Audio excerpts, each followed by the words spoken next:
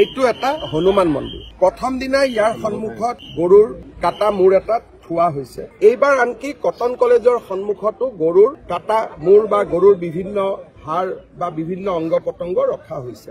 গৰু কুৰবানীৰ কাৰণে অনা হয়, গৰু ৱেপনাইজ কৰিবৰ কাৰণে অনা নহয়। এতিয়া একচাম লোকে ভাবে যে এই জায়গাটোত যদি মই বাৰে বাৰে গৰুৰ মাংস আনি থাকো তেতিয়াহ'লে হিন্দু মানুহখিনিয়ে মাটি বিক্ৰী কৰি গুচি যাব। বাংলাদেশৰ পলিটিকেল ডেভেলপমেণ্ট হৈছে আৰু আমাৰ ৰাজ্যতো কিছুমান পলিটিকেল ডেভেলপমেণ্ট হৈ আছে, যাৰ পৰা এছাম ধৰ্মীয় উগ্ৰপন্থী মনোভাৱৰ লোক নতুনকৈ তেওঁলোকে প্ৰাণ পাই উঠা আমি দেখা পাইছো। ছচিয়েল মিডিয়াতো এনেকুৱা মানুহ দেখিব আৰু বাস্তৱ জীৱনতো দেখিব।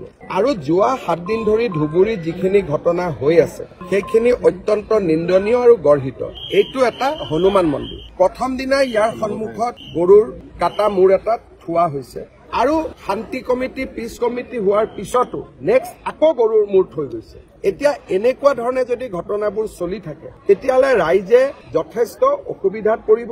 এইবাৰ আনকি কটন কলেজৰ সন্মুখতো গৰুৰ কাটা মূৰ বা গৰুৰ বিভিন্ন হাড় বা বিভিন্ন অংগ পতংগ ৰখা হৈছে।